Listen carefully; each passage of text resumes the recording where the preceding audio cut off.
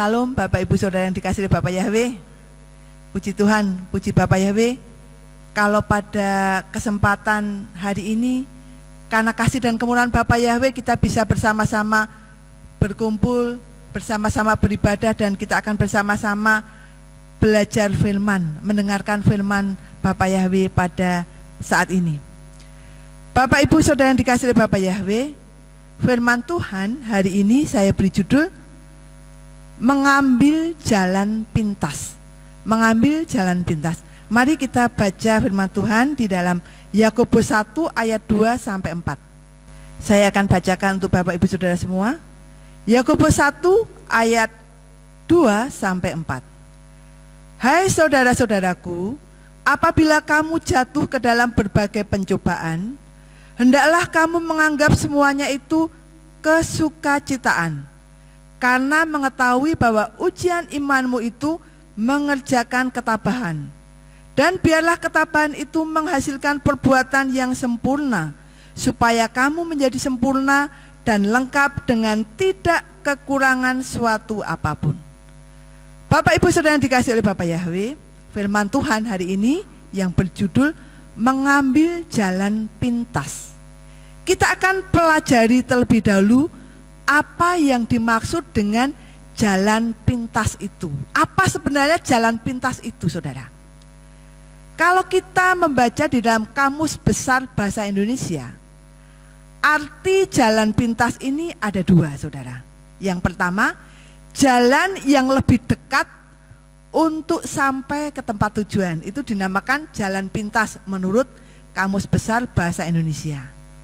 Sedangkan arti yang kedua, menurut Kamus Besar Bahasa Indonesia, arti dari kata jalan pintas, arti jalan pintas ini adalah cara bertindak yang tidak mengikuti aturan atau hukum, ya.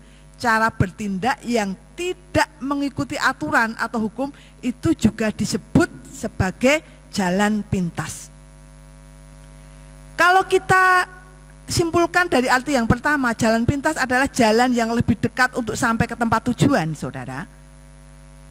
Jika jalan pintasnya itu memang benar-benar bisa kita lalui, memang ada jalan alternatif atau jalan lain yang bisa kita lalui supaya kita cepat sampai tujuan, selama itu tidak melanggar aturan, baik rambu-rambu lalu lintas ataupun aturan-aturan yang lain, itu sah-sah saja dan baik dilakukan karena bisa menghemat waktu, saudara. Tetapi firman Tuhan hari ini, ya saudara, mengambil jalan pintas dalam arti cara bertindak yang tidak sesuai dengan aturan atau hukum. Nah, ini saudara yang akan kita pelajari bersama-sama pada saat ini. Kecenderungan manusia ini di dunia, saudara, secara umum, manusia itu ketika dalam kondisi yang terdesak, yang terjepit, yang terhimpit, mungkin ada keperluan yang mendesak yang harus segera diselesaikan, godaan untuk mencari jalan pintas itu sangat besar, saudara. Dan ini tidak bisa kita pungkiri. Godaan untuk mengambil jalan pintas itu begitu menggoda umat manusia. Dan kebanyakan jalan pintas itu adalah jalan yang salah. Bisa jadi jalan pintas itu juga jalan yang dilakukan dengan melanggar undang-undang. Bukan hanya melanggar undang-undang saja, tetapi juga melanggar apa yang Tuhan larang. Nah, ini seringkali yang diambil oleh umat manusia secara umum, mengambil jalan pintas. Artinya bertindak tidak sesuai dengan aturan ataupun hukum yang berlaku. Contohnya yang lagi ngetren saat ini, saudara, yang lagi viral, ingin cepat kaya. Ingin cepat kaya, mengambil jalan pintas bagaimana supaya bisa mengumpulkan uang sebanyak-banyaknya dengan mungkin cara-cara yang curang, cara-cara yang tidak benar, melakukan berbagai cara untuk dapat uang sebanyak-banyaknya. Ada usaha-usaha yang dilakukan dalam beberapa hari saja bisa mendapatkan uang miliaran rupiah. Nah, saudara, kalau kita bayangkan, ya, kita bekerja seperti biasa, menabung, kepengen uang sekian saja, mungkin nunggu sampai beberapa tahun, ya saudara. Tetapi ini ada suatu usaha yang beberapa hari saja menghasilkan uang miliaran. Siapa yang tidak kepingin, saudara? Ketika ada orang muda yang berumur 20 tahunan, sudah sukses, kaya raya, menghasilkan uang yang sedemikian rupa banyaknya, saudara. Tetapi ternyata, saudara, cara yang dilakukan ini yang sedang viral saat ini, bahkan ada 2 orang yang sudah diamankan, yang akan dijerat dengan pasal-pasal karena sudah melakukan penipuan, saudara. Ternyata cara yang dilakukan untuk bertindak mendapatkan keuntungan ini menggunakan jalan pintas, tidak mengikuti aturan ataupun hukum yang berlaku, tidak peduli siapa yang dirugikan, yang penting saya dapat uang. Nah, saudara, kalau yang saat ini trending ya, saudara, trading ya, begitu ya, saudara. Kalau di dalam perdagangan itu pasti ada sesuatu barang yang dijual, ada penjual, ada pembeli, ada yang diuntungkan. Pembelinya mendapatkan sesuatu, penjualnya mengeluarkan sesuatu barang, dan ada keuntungan di dalam perdagangan itu. Tetapi yang ini, saudara, kalau saya tangkap secara sederhana ya, saudara, karena mungkin saya juga bukan ahli dalam hal ini, tetapi secara sederhana begini, saudara, yang bisa kita tangkap. Kita mengeluarkan uang, tetapi kita tidak mendapatkan barang. Kita mengeluarkan uang, tapi untuk menebak sesuatu, ya gitu. Misalnya, saudara, kita pasang 100.000 untuk menebak sesuatu. Kalau menang menjadi berkali lipat, tetapi kalau kalah kan hilang. Dan 70-80% ini menjadi keuntungan pemilik itu, saudara, pengelola itu, saudara. Terus orang yang biasanya judi, karena juga dia pengen cepat kaya, pengen jalan pintas mendapatkan uang secepatnya, tidak mau bekerja keras dan kebiasaannya berjudi. Biasanya kalau kalah dan masih punya uang, tidak berhenti orang yang punya kebiasaan judi itu, kecuali sudah bertobat dan benar-benar sudah dipulihkan ya, saudara. Kebiasaan orang berjudi kalau sudah kalah, mau lagi, main lagi. Dan ini di dalam aturan ini, kalau sudah kalah, bolehkah main lagi? Boleh. Tapi basangnya harus lebih besar dari yang pertama tadi. Kalah lagi, basang lagi lebih besar lagi. Nah, semakin habis uangnya, saudara. Ingin mengambil jalan pintas mendapatkan keuntungan. Demikian juga yang menjalankan aplikasi ini, tidak peduli member-membernya rugi sedemikian rupa, yang penting saya juga mendapatkan keuntungan. Banyak cara dilakukan tanpa aturan, saudara, tanpa peduli orang lain, yang penting saya kaya. Demikian juga yang berjudi ini, uang saya habis, keluarga saya bagaimana, terserah, yang penting saya nanti bisa menang, dapat uang. Nah gitu, saudara ya, mengambil jalan pintas untuk mendapatkan keuntungan. Kemudian juga kalau kita lihat orang yang membutuhkan dana, saudara, biasanya kalau sudah kepepet memerlukan dana atau uang ya, saudara, tidak peduli apapun, ya yang penting dapat uang, ya begitu ya, saudara. Dan ini, saudara, kalau kita lihat ada pinjol atau pinjaman online ini, saudara ya, tidak semua pinjaman online itu ilegal, saudara. Saya membaca dan saya telusuri, saya browsing ya, saudara. Ternyata di akhir tahun 2021 ini, pinjol atau pinjaman online yang ilegal, yang legal, artinya yang sah, yang terdaftar, yang diakui pemerintah itu ada sekitar 100-an, saudara. Itu akhir tahun 2021, mungkin saat ini sudah lebih, sekitar 100-an yang ada izinnya. Kalau ada izinnya kan berarti ada alamatnya, ada kantornya, aturan-aturannya jelas, saudara. Tetapi apakah ada yang ilegal? Kemudian saya baca lagi, yang ilegal atau yang tidak sah, tidak terdaftar, tidak jelas kantornya di mana. Saudara tahu ada berapa? Akhir tahun 2021, kalau yang resmi tadi ada 100-an, ternyata yang ilegal, yang tidak resmi itu ada 3.000-an, saudara. Bayangkan, saudara. Ketika orang kepepet, apakah sempat ngecek ini pinjol legal atau ilegal? Pasti saya yakin orang itu tidak akan memperhatikan, tidak akan ngecek ini pinjol yang resmi atau tidak. Yang penting saya dapat uang. Dan setelah terjerat, menjadi susah sendiri, saudara. Ada seorang guru di Semarang juga, saudara. ketika terjerat pinjol ini sampai malu, dipermalukan, bahkan sampai kehilangan pekerjaan, harus dikeluarkan karena bertumpuk-tumpuk hutangnya, saudara. Nah, saudara yang dikasih oleh Bapak Yahweh, beberapa hari yang lalu juga, saudara, ada seorang orang ibu yang rumahnya di Ambarawa, kenal saya, kenal suami saya juga. Orangnya baik, sopan gitu ya, saudara. Punya usaha jualan di pasar.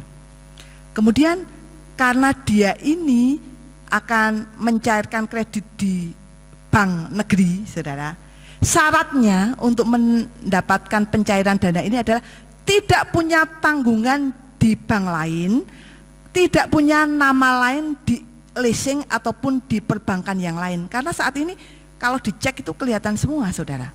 Kemudian setelah dia ke bank ini, saudara, untuk mencairkan dananya, dicek, oh ternyata tahun 2013 ada tunggaan sekian juta tidak selesai di bank. Pokoknya ada hubungannya dengan Suzuki gitu, saudara ya. Intinya mengambil motor tidak lunas.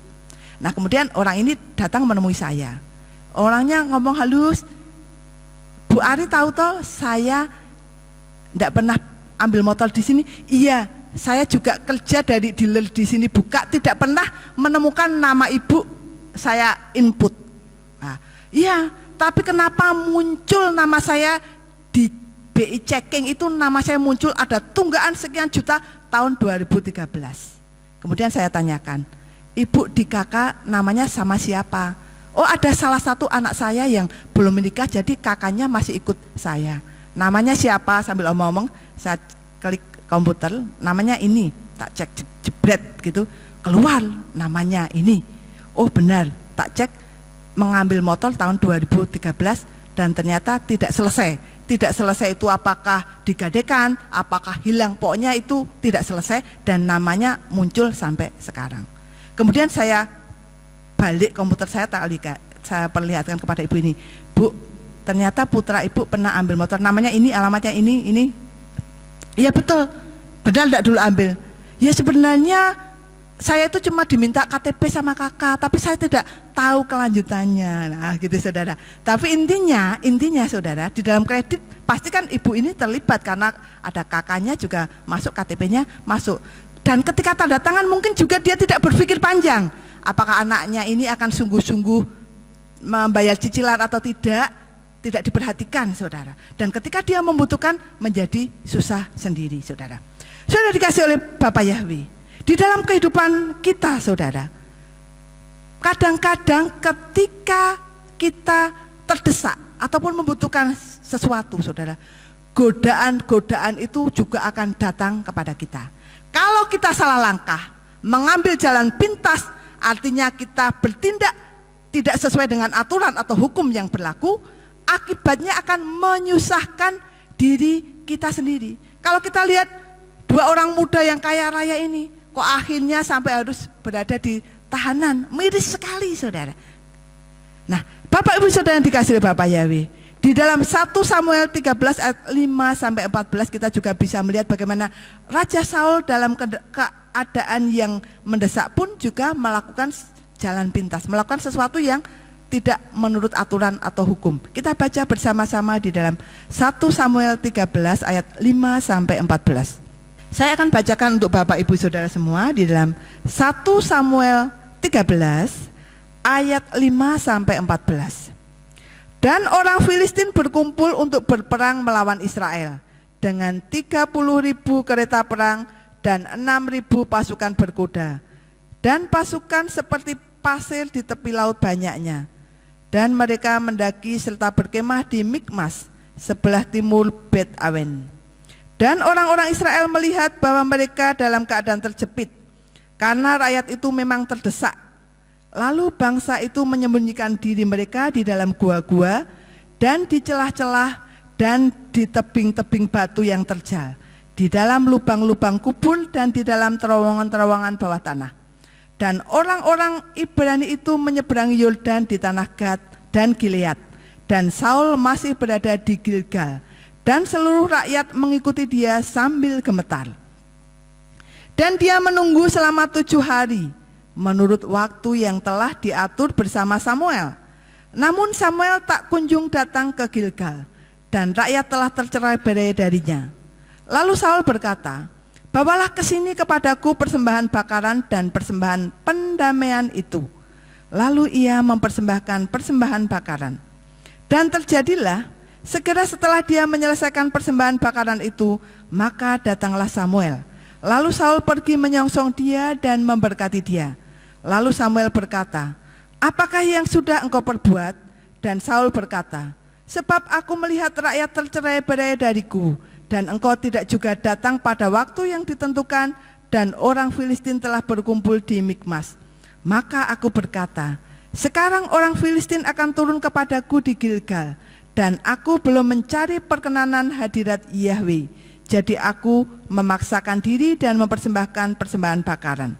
Lalu Samuel berkata kepada Saul, "Engkau telah berlaku bodoh, bahwa engkau sudah tidak memelihara perintah Yahwe Elohimmu yang telah dia perintahkan kepadamu. Sebab sedianya Yahwe akan mengokohkan kerajaanmu atas Israel sampai selamanya. Namun sekarang kerajaanmu tidak akan bertahan. Yahwe telah memilih baginya seorang yang sesuai dengan hatinya, dan Yahwe telah menetapkan dia sebagai pemimpin atas umatnya. Sebab engkau tidak memelihara apa yang Yahwe telah perintahkan kepadamu." Nah, Bapak Ibu Saudara yang dikasihi oleh Bapak Yahwe, kita melihat bahwa Raja Saul dalam kondisi yang sangat mendesak, ya, ketika pasukan Filistin datang untuk mengepung orang-orang Israel, ya saudara. Pasukan Filistin sangat banyak, melebihi pasukan Israel. Secara manusia pasti juga ketar-ketir, ya, takut, khawatir gitu ya. Mereka ini pasukan Filistin sangat dekat dengan bangsa Israel dan siap untuk menyerang pasukan Israel yang dipimpin oleh Saul pada waktu itu. Nah, bangsa Israel panik, dan dalam kondisi seperti itu Raja Saul tidak bisa berbuat apa-apa karena harus menunggu Samuel.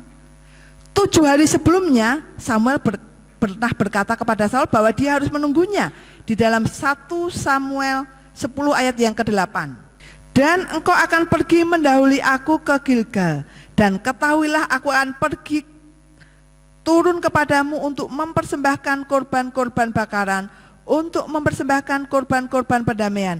Engkau harus menunggu 7 hari sampai aku datang kepadamu dan memberitahukan kepadamu apa yang harus engkau perbuat." Nah, ini sebenarnya sudah dijanjikan di waktu sebelumnya bahwa nanti setelah 7 hari aku akan datang, Samuel akan datang untuk memberitahukan sesuatu yang harus dilakukan dan juga untuk memberikan persembahan. Nah, saudara, ketika Samuel tidak kunjung datang juga, saudara, Saul tidak sabar dan dia memutuskan untuk mempersembahkan korban kepada Bapa Yahwe. Ini adalah sesuatu yang dilakukan yang tidak menurut aturan, tidak menurut aturan firman. Kalau menurut firman, dia harus mentaati apa yang sudah disampaikan oleh Samuel, bahwa pada hari yang ke-7 Samuel akan datang dan Saul harus menunggu, tetapi dia tidak sabar. Padahal hadinya sama, saudara. Dia mengambil jalan pintas dengan mempersembahkan korban kepada Bapa Yahwe. Dan setelah selesai, saudara, melihat kedatangan Samuel, Saul juga berlari dan menyambut Samuel dengan hormat. Tetapi Samuel justru menegur, saudara. Dan seringkali terjadi, saudara, kalau manusia itu terdesak, ya, kecenderungan manusia itu ketika sudah melakukan hal yang tidak sesuai dengan ketetapan Tuhan, ya, ini sudah keliru, ya. Saul sudah keliru. Tetapi yang terjadi seringkali malah apa, saudara? Mencari pembenaran, ataupun juga mencari kambing hitam, ya saudara. Mencari pembenaran diri sendiri, seolah-olah seperti rohani. Ya, di dalam 1 Samuel 13 ayat yang ke-11, coba kita baca. Lalu Samuel berkata, "Apakah yang sudah engkau berbuat?" Dan Saul berkata, "Sebab aku melihat rakyat tercerai-berai dariku, dan engkau tidak juga datang pada waktu yang ditentukan, dan orang Filistin telah berkumpul di Mikmas." Nah, saudara, seolah-olah Saul ini perhatian kepada bangsa Israel. Bangsa Israel sudah tercerai-berai. Saul harus melakukan sesuatu. Nah, saudara, jadi dia seolah-olah apa yang dilakukan ini tidak salah, benar, ya, melakukan pembenaran, saudara. Sudah dikasih oleh Bapa Yahweh. Tetapi apa yang dilakukan oleh Saul, pembenaran yang dilakukan oleh Saul walaupun sepertinya rohani karena dia memperhatikan bangsa Israel supaya tidak tercerai-berai, tetapi itu adalah salah dan tetap melanggar firman, melanggar hukum Tuhan. Dan akibat dari apa yang sudah dilakukan oleh Saul itu, kerajaannya tidak kokoh secara turun-temurun, bahkan Daud yang menggantikannya menjadi raja. Saudara dikasih oleh Bapa Yahweh, dari sini kita bisa belajar bahwa orang yang sepertinya ini memohon belas kasihan Tuhan, ya. Saul kan memberikan persembahan, memohon belas kasihan kepada Tuhan, tetapi sebenarnya sedang melanggar perintah Tuhan. Di dalam kondisi yang terdesak, jangan sampai kita mengabaikan larangan Tuhan. Jangan sampai kita mengabaikan hal-hal yang Tuhan larang untuk kita lakukan dan kita lakukan. Pada waktu kita melanggar perintah Tuhan, sebenarnya bukan hanya perintahnya saja yang kita abaikan, tetapi kita juga mengabaikan Tuhan sendiri, saudara. Ketika kita mengambil jalan pintas, melakukan sesuatu yang tidak menurut aturan, tidak menurut firman, kita bukan saja mengabaikan firman, tetapi kita ini juga mengabaikan Tuhan kita, saudara. Jangan sampai hal ini terjadi. Ya, saudara dikasih oleh Bapa Yahweh, ya memang saudara, situasi yang kita alami saat-saat ini ya saudara, mungkin juga tidak mudah ya saudara. Banyak sekali permasalahan-permasalahan ataupun pergumulan-pergumulan, hal-hal yang Tuhan izinkan terjadi dalam kehidupan kita. Tetapi kita tidak diperbolehkan untuk mengambil jalan pintas yang jelas-jelas melanggar firman Tuhan. Jalan pintas dilakukan karena serangan dari kuasa kegelapan. Ketika kita hidup benar di hadapan Tuhan, ketika kita terhimpit akan masalah-masalah kehidupan atau permasalahan-permasalahan yang lain, saudara, ketika kita dekat dengan Tuhan, maka kuasa kegelapan itu tidak akan bisa menyerang kita untuk mendorong kita melakukan jalan pintas, melakukan sesuatu yang tidak Tuhan inginkan, yang tidak sesuai dengan aturan firman dan tidak sesuai dengan apa yang Tuhan kehendaki di dalam kehidupan kita, saudara. Ketika orang ingin kaya, melakukan jalan pintas juga karena bujukan dari kuasa kegelapan, saudara. Kalau dia dekat dengan Tuhan, ya saudara, pasti juga tidak akan melakukan hal ini, melakukan hal-hal yang merugikan banyak orang lain. Katakanlah menipu, ya dalam tanda petik menipu begitu ya saudara, pasti tidak akan tega melakukan. Tetapi karena bujukan kuasa kegelapan ini yang sudah masuk, maka dia langsung gas saja, yang penting kaya, yang penting dapat uang. Begitu juga ketika terhimpit masalah ekonomi, setan menyerang supaya manusia tidak mengandalkan Tuhan. Siapa yang diandalkan? Ya seperti tadi, pinjol tadi ya saudara.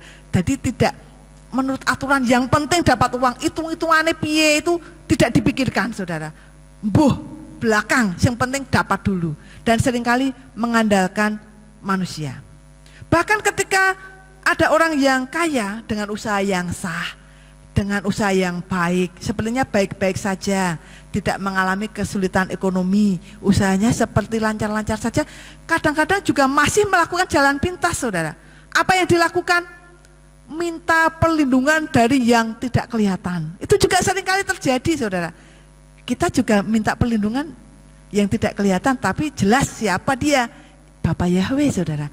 Tetapi banyak orang minta perlindungan kepada yang tidak kelihatan, tetapi bukan Tuhan, ya saudara. Minta kekuatan ekstra, begitu ya saudara. Beberapa waktu yang lalu, saudara, karena saya ini dalam pekerjaan kan namanya penjualan itu tidak mesti ya, kadang naik turun kan tidak mesti. Beberapa waktu yang lalu, saudara, sebelum pandemi ya saudara, ketika penjualan turun, nah ini ketika waktu itu karyawannya banyak, ada salah seorang membawa air aqua yang besar itu, air mineral yang 1,5 liter itu 2 botol. Ini apa? Kan dimasukkan di dalam, tetapi saya tidak ikut yang dibicarakan itu apa. Kemudian pimpinan saya bilang kepada saya, Mbak, ini air yang sudah disucikan bisa memberikan perlindungan untuk orang-orang yang di sini dan juga usaha-usaha yang di sini. Nah, begitu saudara. Kemudian saya tanya, lah Bapak percaya dengan air ini? Saya itu tidak percaya, tetapi tidak tegalah, dia kan punya niat baik. Punya niat baik, ya sudah kita terima saja. Terus akhirnya diapakan Pak? Itu harus disebar-sebarkan ya, percik-percikkan di seluruh ruangan. Jadi Bapak yang akan melakukan? Ya tidaklah, karena dia walaupun demikian tidak mempercayai hal ini yang pimpinan saya yang baru. Saya juga tidak percaya hal ini. Terus lah ini sampai akhirnya saudara, beberapa hari yang lalu tanyakan, sudah dilakukan ini airnya, sepertinya kok sudah aman gitu. Padahal airnya itu belum diapa-apakan, saudara. Saudara, di dalam kehidupan umat manusia di dunia ini, hal itu sering terjadi, saudara. Dan ini saya melihat sendiri. Ternyata air itu bisa memberi perlindungan bagi mereka. Tetapi bagi kita, perlindungan kita hanya dari Bapa Yahweh, saudara. Pertolongan kita hanya dari Tuhan yang Maha Tinggi, yaitu Bapa Yahweh di dalam Yeshua HaMashiach, saudara. Banyak orang meminta perlindungan, meminta kekuatan, meminta penjagaan dari kuasa-kuasa yang lain. Minta kekuatan ekstra, support ekstra, supaya usahanya lancar, supaya pekerjaannya lancar. Ada juga ini, kalau ini teman saya yang sudah puluhan tahun yang lalu, sekarang sudah tidak ada di sini, saudara. Sudah tidak bekerja dengan saya. Lah ini saudara, karena dulu karyawannya banyak ini, ternyata saudara, karena orang ini aneh saudara, ternyata ada buku yang ketinggalan milik si A ini saudara. Ternyata ada rapalan-rapalan yang akhirnya dibaca-baca gitu, pada ketawa-ketawa. Apa saudara isinya saudara? Ternyata orang ini mencari ilmu supaya lawan bicara itu menjadi ya, atau ketika menghadapi transaksi atau apa-apa itu lawan bicaranya itu manut atau ya. Jadi dia bisa berada di atasnya. Ada ajiannya juga saudara. Nah ini saudara, ada ini teman saya yang tapi sudah ada di sini ya, sudah di luar kota, yang melakukan hal demikian. Orang-orang dunia itu banyak yang mencari jalan pintas, walaupun sudah berjalan baik pun masih saja mencari jalan pintas supaya tetap eksis ya, maksudnya tetap kedudukannya itu aman begitu ya saudara. Tapi kalau kita sebagai orang-orang percaya, kita tetap percaya bahwa Tuhanlah penolong kita. Tetapi orang-orang di situ ya, dan mungkin juga ketika saudara berkumpul dengan komunitas yang lain ataupun dalam pekerjaan yang lain, bisa saja menemukan hal-hal itu saudara. Saudara yang dikasih oleh Bapak Yahweh, ketika Tuhan Yesus berpuasa 40 hari 40 malam ya saudara, setan pun juga mencobai Tuhan Yesus untuk melakukan jalan pintas ya, merubah sesuatu. Ketika Tuhan Yesus lapar saudara, kita baca di dalam Matius 4 ayat 1 sampai 4. 4 ayat 1 sampai 4 saya akan bacakan untuk Bapak Ibu Saudara semuanya. Kemudian Yesus dipimpin oleh Roh ke tengah padang gurun untuk dicobai si setan. Dan setelah berpuasa 40 hari 40 malam, sesudah itu dia merasa lapar. Dan setelah datang kepadanya dia yang mencobai berkata, "Jika engkau adalah putra Elohim, katakanlah supaya batu-batu ini menjadi roti." Namun seraya menanggapi dia berkata, "Telah tertulis, manusia tidak akan hidup hanya oleh roti, tetapi oleh setiap firman yang keluar melalui mulut Yahweh." Ini adalah pencobaan pertama yang dilakukan oleh setan kepada Tuhan Yesus. Ketika Tuhan Yesus letih dan lapar karena setelah berpuasa 40 hari 40 malam ya, setan datang kepada Tuhan Yesus untuk menawarkan kepada Yesus kepuasan sesaat ya. Ibaratnya dibombong begitu ya sama setan ya. Kalau Tuhan Yesus terkena bujukan setan, bisa saja merubah batu menjadi roti karena dia berkuasa. Tetapi apakah Tuhan akan menuruti apa yang dimaui oleh setan saudara? Tidak akan pernah saudara. Nah saudara dikasih oleh Bapak Yahweh, setan menawarkan kepada Yesus kepuasan sesaat dengan menciptakan roti dalam hitungan detik saja. bisa dilakukan oleh Tuhan Yesus, tetapi Tuhan Yesus tidak melakukannya. Dan sepanjang pencobaannya, Yesus mengatakan dan berpegang kepada firman Tuhan. Ada tertulis seperti ayat yang keempat. Namun seraya menanggapi, dia berkata, telah tertulis manusia tidak hidup hanya oleh roti, tetapi oleh setiap firman yang keluar melalui mulut Yahweh. Ini pencobaan pertama yang setan lakukan pada Tuhan Yesus. Ketika yang kedua, setan pun menawarkan, ketika Tuhan Yesus disuruh menjatuhkan dirinya ya. Di dalam ayat 7 Yesus juga berkata, lagi telah tertulis, janganlah engkau mencobai Yahweh Elohimmu. Ya, selalu berpegang kepada firman Tuhan. Kemudian pencobaan yang ketiga di ayat yang ke-10.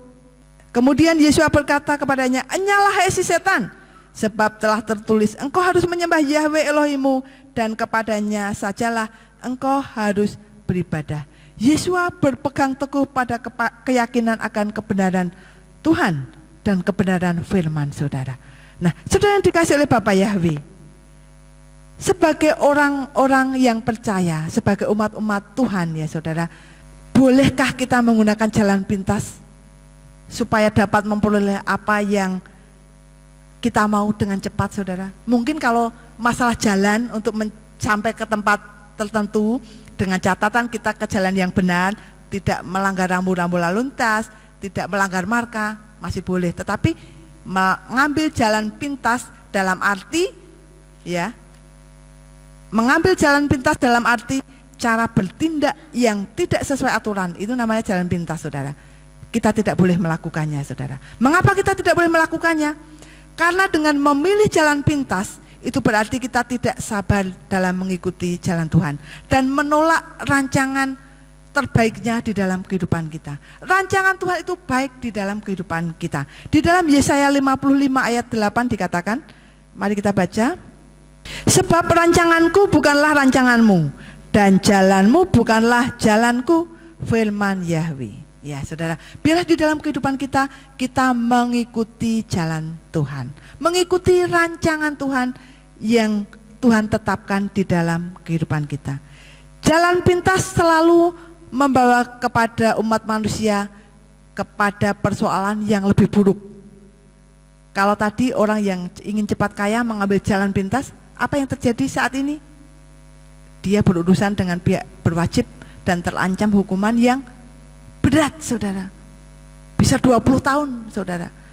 Terus bagaimana ketika orang terdesak tadi saudara, ketika ada seorang ibu-ibu yang terjepit dan melakukan pinjaman online, dia harus kehilangan pekerjaan, malu karena yang pinjol yang ilegal ini ketika menagih ngeri sekali saudara, bisa membuat orang stres. Bahkan ada orang yang bisa menjadi bunuh diri karena tertekan, tidak kuat saudara. Akibatnya lebih buruk. Nah, firman Tuhan hari ini saudara, mengambil jalan pintas dalam arti bertindak tidak sesuai dengan aturan ya saudara.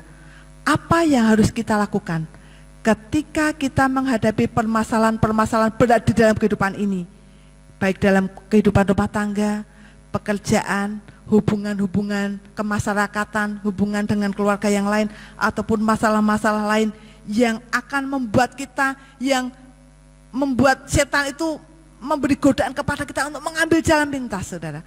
Apa yang harus kita lakukan saudara? Yang pertama, tetap mengandalkan Tuhan. Sebagai orang-orang percaya, kita harus terus mengandalkan Tuhan di dalam kehidupan kita.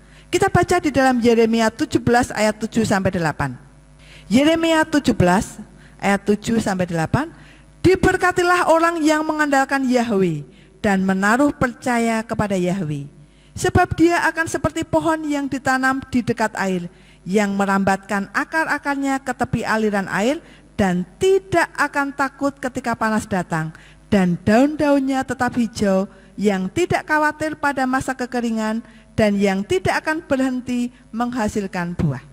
Orang yang mengandalkan Tuhan seperti pohon yang dekat dengan sumber air. Sekalipun dalam kekeringan, pohon itu akan tumbuh sangat subur, karena selalu mendapatkan nutrisi ataupun mendapatkan air yang cukup saudara. Orang yang mengandalkan Tuhan tidak akan terperangkap oleh bujukan kuasa kegelapan untuk mengambil jalan pintas. Karena dia tetap mengandalkan Tuhan, saudara. Sehingga tidak akan mendengarkan suara dari kuasa kegelapan. Mengandalkan Tuhan bukan berarti tidak usaha ya saudara. Mengandalkan Tuhan itu bukan berarti meniadakan usaha. Tetapi kita juga tetap berusaha dengan cara pandang bahwa Tuhan itu akan menolong kita. Masalah hasilnya Tuhan yang akan memberikan hasilnya. Hasilnya kita pasrahkan kepada Tuhan. Tetapi usaha yang kita lakukan, kita kerjakan dengan maksimal, dengan sebaik-baiknya saudara.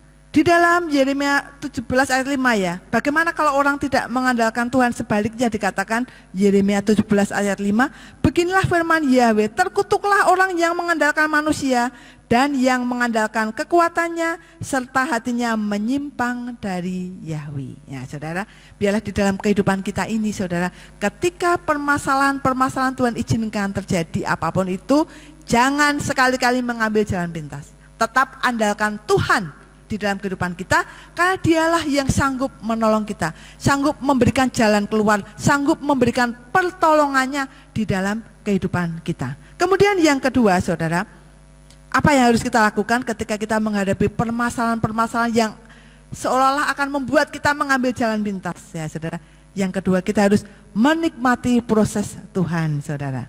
Seperti yang dilakukan ataupun yang dialami oleh Yusuf ya saudara. Di dalam Kejadian 50 ayat 20, mari kita baca.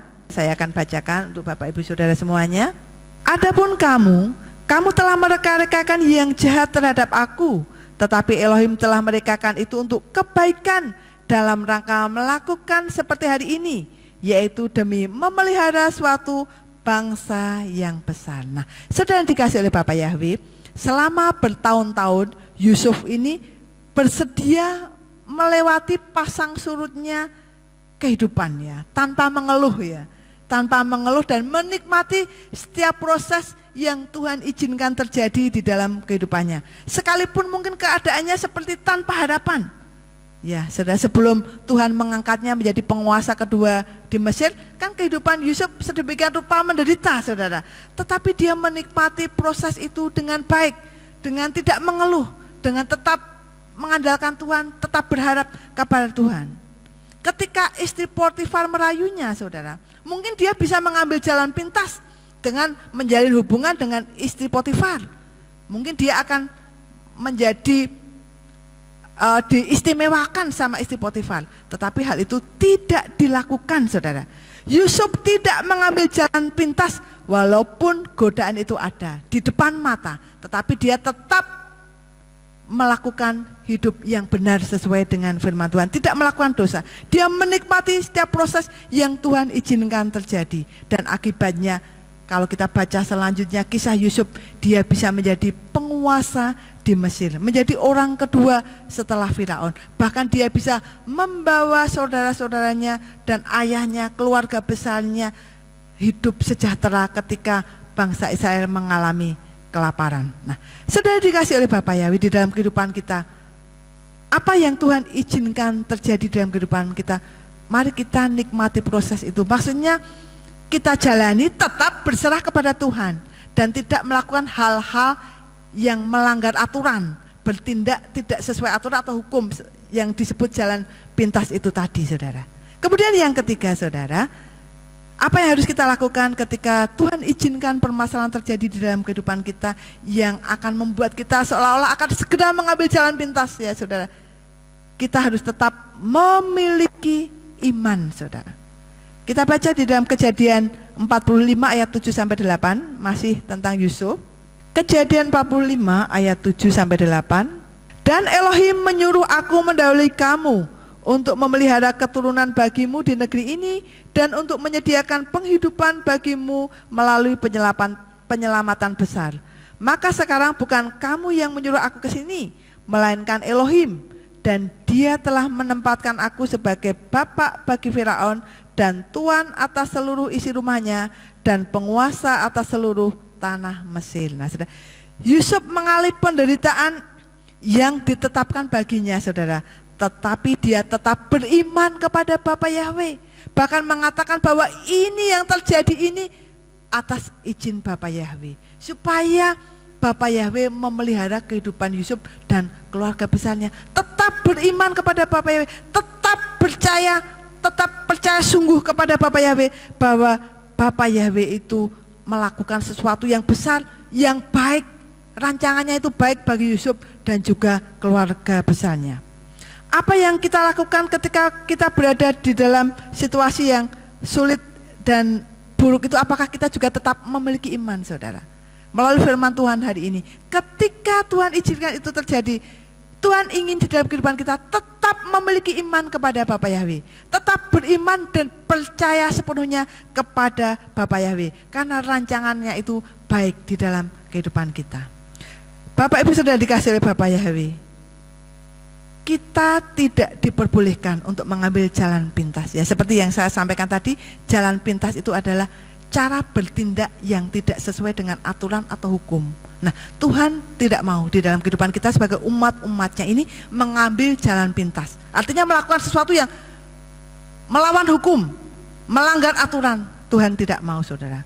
Terus bagaimana kalau sudah terlanjur atau kita ini mulai tergoda, ya, tergoda oleh bujukan kuasa kegelapan untuk mengambil jalan pintas, ya, saudara. Tapi saya percaya Bapak Ibu saudara yang di sini tidak ada ya. Bagaimana kalau ada orang yang terbujuk, sudah ibaratnya sudah mau terjun gitu ya, tergoda bujukan kuasa kegelapan untuk melakukan jalan pintas, untuk melanggar aturan supaya cepat kaya, supaya naik jabatan, supaya apa ya, saudara? Apa yang harus kita lakukan, saudara? Berhenti dan kembali ke jalan yang benar. Jangan melakukan sesuatu yang Tuhan tidak suka. Mengambil jalan pintas ini Tuhan tidak suka dan Tuhan larang. Jangan kita lakukan. Kita harus tahu akan akibat buruk yang akan terjadi pada kita. Mungkin kita tidak langsung mendapatkan akibatnya, merasakan akibatnya, tetapi saatnya nanti ada akibatnya, saudara. Sesuatu yang dilakukan dengan jalan pintas yang dilakukan ini, yang melanggar aturan itu, ada akibatnya, saudara. Dan akibatnya tidak main-main. Kalau yang tadi yang melakukan penipuan tadi seperti judi online tadi, akibatnya bukan hanya dia sendiri yang merasakan, keluarganya, orang tuanya, ya sudah menjadi berat. Orang tuanya pasti juga bersedih, keluarganya, ya sudah. Beban yang dirasakan akibatnya itu terlalu besar, ya saudara. Nah, akibat buruk itu bisa terjadi segera ataupun juga jauh hari ke depan. Kali itu jangan sampai kita mengambil jalan pintas, ya saudara. Nah, Bapak Ibu dan dikasihi oleh Bapak Yahweh, melalui firman Tuhan hari ini mengambil jalan pintas. Sekali lagi, jangan sampai kita turut mengambil jalan tersebut. Bila Tuhan izinkan masalah terjadi di dalam kehidupan kita, mari kita tetap mengandalkan Tuhan. Tetap menikmati proses yang Tuhan izinkan dengan berserah kepada Tuhan. Miliki iman kepada Tuhan, maka Tuhan akan memberikan jawaban dan jalan keluar yang terbaik kepada kita, karena kita adalah umat-umat yang dikasihinya. Amin. Untuk firman Tuhan pada hari ini kiranya memberkati kita semua. Selanjutnya saya kembalikan kepada Bapak Gembala. Puji Bapak Yahweh, Bapak Ibu saudara sekalian, pada RF Sabat saat ini kita diajar melalui firman Tuhan dengan pembahasan yang saya nilai sangat luar biasa. Intinya waktu Tuhan itu harus ditunggu dengan sabar, ya.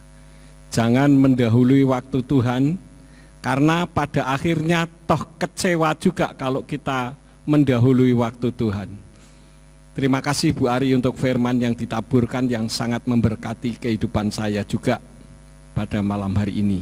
Biarlah kita menanti waktu Tuhan, dan waktu Tuhan itu memang bukan waktu kita, tetapi waktu Tuhan adalah waktu yang terbaik. Puji Bapak Yahweh. Kita akan akhiri, mari kita bangkit berdiri bersama-sama. Bapak Surgawi, kami mengucap syukur untuk RF Sabat malam hari ini, di mana firman-Mu telah mengajar kepada kami, agar kami jangan suka mengambil jalan pintas, karena kami tahu bahwa waktu Tuhan memang bukan waktu kami, namun waktu Tuhan adalah waktu yang paling sempurna. Kami tahu apabila kami mengambil jalan pintas, maka kekecewaanlah yang akan kami dapatkan. Engkau memberkati hamba-Mu Ibu Ari Saksono yang sudah menyampaikan isi hati Tuhan. Engkau pakai semakin hari semakin heran untuk kemuliaan bagi nama-Mu.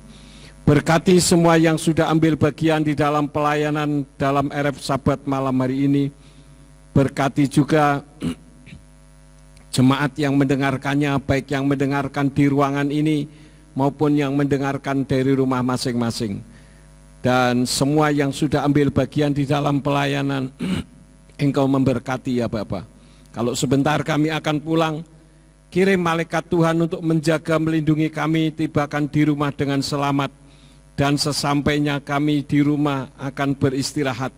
Izinkan malaikat-Mu itu tetap menjaga dan melindungi kami di sepanjang malam kami tidur, sehingga kami tidak menerima gangguan kuasa setan, sakit penyakit maupun orang jahat, sehingga besok kami bangun dengan tubuh yang sehat. Dan ketika kami bangun dengan tubuh yang sehat, kami melakukan aktivitas. Kami yakin semua aktivitas apapun yang dikerjakan oleh umat-Mu yang tidak bertentangan dengan firman-Mu, dibuatnyalah oleh Engkau berhasil. Terima kasih Bapa. Sekarang berkatilah kami karena kami siap menerima berkat daripada-Mu. Mari kita angkat kedua belah tangan kita untuk menerima berkat Yahweh. Yefarka Yahweh weyes mereka. Yahweh memberkati engkau dan memelihara engkau. Yaer Yahweh pana oleh kawi kuneka. Yahweh menyinari engkau dengan wajahnya dan memberi engkau anugerah. Yisa Yahweh pana oleh kau yashem leka shalom. Yahweh menghadapkan wajahnya kepadamu dan memberi engkau damai sejahtera. Diberkatilah engkau di kota dan diberkatilah engkau di ladang. Diberkatilah buah kandunganmu, hasil bumimu dan hasil ternakmu, yakni anak lembu sapimu dan kandungan kambing dombamu. Diberkatilah bakulmu dan tempat adonanmu. Diberkatilah engkau pada waktu masuk dan diberkatilah engkau pada waktu keluar.